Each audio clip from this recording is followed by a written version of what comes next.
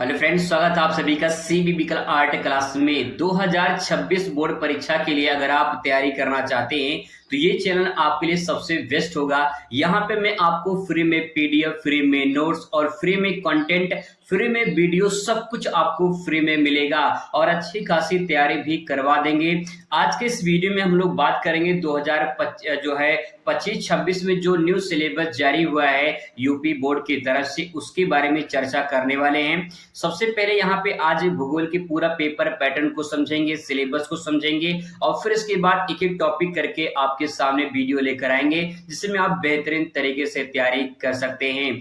सबसे पहले आपका इसमें दो बुक है, एक आपका खंड का है और जिसका नाम है मानव भूगोल के मूल सिद्धांत, और दूसरा वाला जो खंड खा है उसका नाम है यहाँ पे भारत लोक अर्थव्यवस्था।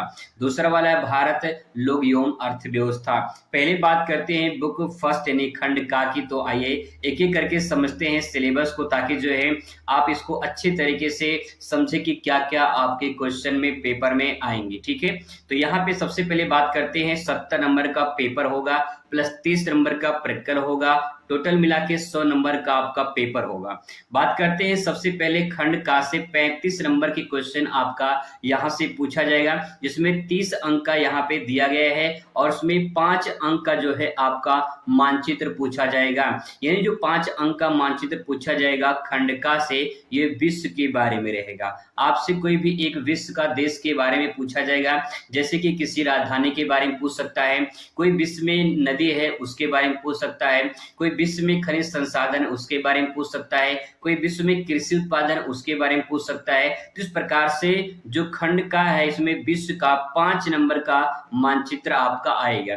मैं आपको विश्वास दिलाता हूँ 100% पूरी तरह से ये 5 नंबर जो विश्व का मानचित्र पूछा जाएगा पूरा फिक्स करा दूंगा। ठीक है, अब इसके बाद तो यहाँ पे अगर बात करते हैं चैप्टर वाइज की, तो सबसे पहले यहाँ पे इकाई 1 में देखिए सबसे पहला अध्याय है मानव भूगोल की प्रकृति एवं विशेष क्षेत्र। इसमें क्या क्या आप पढ़ सकते हैं, क्या क्या इंपॉर्टेंट है, तो देखिए पहला इसमें है मानव का प्रकृतिकरण, इसके बाद है प्रकृति का मानवीकरण। ये दोनों बहुत ही मोस्ट इंपॉर्टेंट है। मानव का प्राकृतिकरण का मतलब होता है यहाँ पे निश्चयवाद। इसे कभी कभी आपके पेपर में पूछ लेता है कि निश्चयवाद किसे कहते, तो आप इसको ध्यान रखिएगा। निश्चयवाद को मानव का प्राकृतिकरण भी पूछ सकता है। अब चाहे ये वाला पूछे चाहे ये वाला पूछे, दोनों का आंसर सेम होगा। इसके बाद यहाँ पे दिया है प्रकृति का मानवीकरण, इसका मतलब ये है इसे संभववाद कहते हैं। ठीक है, इसे संभववाद कहते हैं। तो यहाँ पे प्रकृति का मानवीकरण की जगह पे संभववाद पूछ सकता है क्या होता है। इसके बाद यहाँ मानव भूगोल के क्षेत्र और उप क्षेत्र से संबंधित सवाल पूछे जाएंगे। तो यहाँ पे 3 टॉपिक है, ये 3 टॉपिक अगर आप तैयार कर लेते हैं तो आपका यहाँ से पक्का है कि 1-2 क्वेश्चन हर साल बनते हैं। तो ये इंपॉर्टेंट चैप्टर है।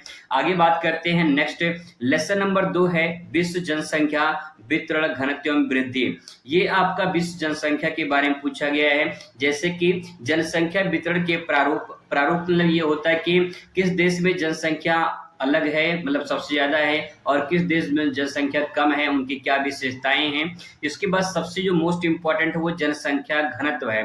पॉपुलेशन डेंसिटी के बारे में पूछा जाता है कि किस देश में जनसंख्या घनत्व ज्यादा है, वहां की विशेषताओं के बारे में पूछ सकता है। और इसके बाद सबसे मोस्ट इंपॉर्टेंट आगे है जनसंख्या वितरण को प्रभावित करने वाले कारक, और इसमें से हर साल पूछा जाने वाला ये क्वेश्चन है, बहुत ही मोस्ट इंपॉर्टेंट है, इसको आप ध्यान रखिएगा। जनसंख्या वितरण को प्रभावित करने वाले कारक आप मॉडल पेपर उठा के देख सकते हैं, हर साल इस प्रकार के सवाल पूछे जाते हैं। इसके बाद यहाँ पे है जनसंख्या वृद्धि, जनसंख्या परिवर्तन के घटक, ये भी बहुत मोस्ट इंपॉर्टेंट है। इसके 3 घटक हैं, इसको मृत्यु दर, जन्म दर और प्रवास। बहुत ही बेहतरीन तरीके से मैं आपको इसके बारे में बताऊंगा। और सबसे आखिरी में आपसे पूछा जाएगा जननांकीय संक्रमण सिद्धांत और इसके नियंत्रण के उपाय, जनसंख्या नियंत्रण के उपाय। तो ये काफी इंपॉर्टेंट है। और आपको बता दें कि हिंदी में जो निबंध पूछे जाते हैं उसमें से ये वाला टॉपिक आपके लिए काफी इंपॉर्टेंट होगा। जनसंख्या वृद्धि, जनसंख्या नियंत्रण से संबंधित जो है निबंध भी पूछा जाता है, तो आप लोग इसे तैयार कर लेंगे तो आपका निबंध भी तैयार हो जाएगा। मतलब यहाँ से फायदा आपको हिंदी में भी मिल जाएगा। बात करते हैं लेसन नंबर 3 की, तो यहाँ पे मानव विकास है। मानव विकास में इसमें जो है आप पढ़ेंगे इनकी अवधारणा के बारे में, यानी मानव विकास की अवधारणा किसने दिया है इसके बारे में। फिर इसके बाद जो है वृद्धि और विकास के बारे में पढ़ेंगे। फिर मानव विकास के 4 स्तंभ दिए गए हैं, फिर मानव विकास के उपागम दिए गए हैं और मानव विकास का मापन कैसे किया जाता है, अंतरराष्ट्रीय तुलनाएं कीजिए। तो यहाँ पे कुछ टॉपिक है, जैसे कि पहला टॉपिक यहाँ पे वृद्धि के बारे में पूछ लेगा, वृद्धि विकास में अंतर पूछ सकता है। फिर मानव विकास के 4 स्तंभ दिए गए हैं, 4 इनके स्तंभ हैं, इनके बारे में पूछ सकता है। और फिर मानव विकास के उपागम और फिर मानव विकास का मापन, जिसे HDI के नाम से जाना जाता है, ह्यूमन डेवलपमेंट इंडेक्स के बारे में जाना जाता है। तो आप ये भी ध्यान रखिएगा। आगे बात करते हैं लेसन नंबर 3 का। तो यहाँ प्राथमिक क्रिया है, फिर इसके बाद जो है आपका द्वितीय क्रिया है। प्राथमिक क्रिया जो होती है इसमें जो है आपका पशुचारण और कृषि, ये दोनों इंपॉर्टेंट है। और इसके बाद रोपण कृषि, कभी कभी इसमें जो है आपका बहुविकल्प में सहकारी मतलब की भूमध्य सागरीय कृषि और उसके बाद सहकारी कृषि, सामूहिक कृषि भी बहुविकल्प में पूछ लेता, तो आप इसको ध्यान रखिएगा। आगे इसमें द्वितीय कृषि की बात करें, द्वितीय कृषि में क्या क्या इंपॉर्टेंट है जो आपसे पूछा जा सकता है। तो सबसे पहले यहाँ पे उद्योग पर आधारित कच्चे माल, यहाँ पे इससे समय सवाल बनते हैं, हर साल बनते हैं। और फिर इसके बाद स्वामित्व के आधार पे उद्योग, ये भी इंपॉर्टेंट है, यहाँ से भी सवाल देखने को मिलते हैं। इसके बाद तीसरा जो है वो तृतीयक चतुर्थक क्रियाकलाप में देखेंगे। तो यहाँ पे जो है आपका जो मेन चीजें मैं आपको बता दे रहा हूँ। सबसे पहले परिवहन को प्रभावित करने वाले कारक, यहाँ से एक क्वेश्चन बनेगा, ठीक है। फिर इसके बाद जो है यहाँ पे आपका जो है चतुर्थक क्रियाकलाप से भी क्वेश्चन बनते हैं और पंचम क्रियाकलाप से। 2025 में क्वेश्चन यहाँ से बना है कि पंचम क्रियाकलाप से आप क्या समझते हैं और अंकीय विभाजन क्या होता है, ये यहाँ से भी क्वेश्चन बनते हैं 2 नंबर का, तो आप इसे भी ध्यान रखिएगा। इसके बाद दोस्तों यहाँ पर आपका आता है लेसन नंबर 7। लेसन नंबर 7 के बारे में बात करें तो यहाँ पे जो है एक बंदरगाह के बारे में आपसे सवाल पूछता है और यहाँ पे मानचित्र के भी सवाल इस चैप्टर से बनते हैं, तो ये भी आप ध्यान रखिएगा, ठीक है। इसमें सीमावर्ती सड़कें, ये इंपॉर्टेंट है। और उसके बाद जो है आपका कभी कभी जो है यहाँ पे इंटरनेट से संबंधित, संचार उपग्रह से संबंधित सवाल यहाँ से बनते हैं। इसके बाद अंतर्राष्ट्रीय व्यापार रहेगा। अंतर्राष्ट्रीय व्यापार में जो है आपको यहाँ पे ध्यान में रखना है कि यहाँ पे जो अंतर्राष्ट्रीय बंदरगाह है उनको यहाँ पे आप तैयार कर लीजिए, पत्तन और पत्तन के प्रकार, बंदरगाह और बंदरगाह के प्रकार, इसको भी आप ध्यान रखेंगे, ठीक है। इसके बाद तो यहाँ पे आता है मानचित्र का प्रश्न। मानचित्र के प्रश्न में देखिए 5 नंबर का आपको मानचित्र देखने को यहाँ से मिलेगा। फिर इसके बाद खंड का आता है, खंड का के बाद खंड खा आता है और ये भारत से संबंधित है, तो इसमें जो है आपका भारत का मानचित्र भरने के लिए 5 नंबर का आपको यहाँ से देखने को मिलेगा। इसके बाद दोस्तों यहाँ पे बात करें तो देखिए जनसंख्या वितरण, घनत्व, वृद्धि एवं संगठन, यहाँ पे भारत के बारे में आपसे पूछा जाएगा, ठीक है, तो आप इसे ध्यान रखेंगे। इसके बाद मानव बस्तियां हैं। मानव बस्तियां 2 प्रकार की होती हैं, एक नगर में होती है, एक गांव में होती है। तो इस प्रकार से 2 बस्तियां हैं, इनके प्रकार, इनकी विशेषताओं के बारे में आपसे पूछा जाएगा। फिर इसके बाद आपको भूमध्य सागरीय भू संसाधन तथा कृषि, यानी आपका जो है भू संसाधन यानी मिट्टी के बारे में, और कृषि कहाँ पे कौन कौन सी कृषि पाई जाती है, किस फसल में जो है कौन से ऋतु में कौन सी फसल उगाई जाती है, ये भी यहाँ से क्वेश्चन बनता है।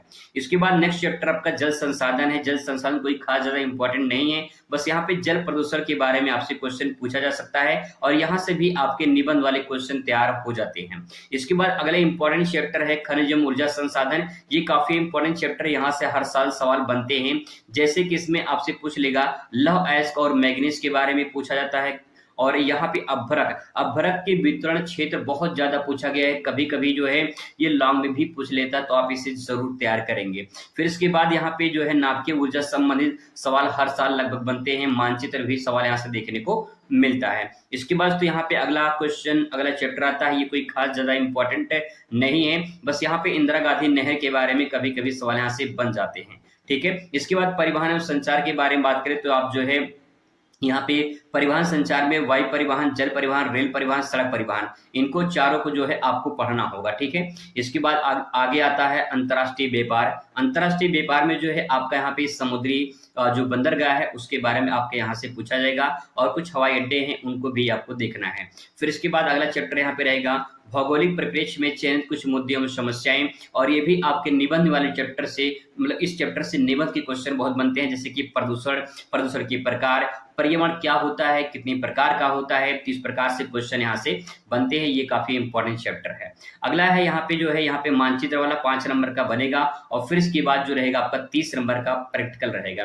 30 नंबर प्रैक्टिकल में कैसे क्या करना रहेगा उसके बारे में जो है आपको कॉलेज में लिखाया जाएगा, बताया जाएगा कैसे क्या करना होता है। यहाँ पे अंक डिवाइड कर दिया जाता है कि किस प्रकार से जो है आपको जो है प्रैक्टिकल में नंबर मिलता है। ठीक है, तो दोस्तों इस प्रकार से आप सिलेबस को देख लीजिए एक बार, और इसी सिलेबस के अकॉर्डिंग अगर आप तैयारी करेंगे तो आप बेहतरीन नंबर से जो है पास होंगे। और मैं पूरी कोशिश करूं कि आपको अच्छे तरीके से पढ़ा सकूं, अच्छे तरीके से समझा सकूं। अगर आपको अच्छे तरीके से पढ़ना है तो आप इस चैनल को सब्सक्राइब कर सकते हैं। 100% बेहतरीन तरीके से तैयारी करवा देंगे। मुलाकात करते हैं दूसरे वीडियो में। Thanks for watching.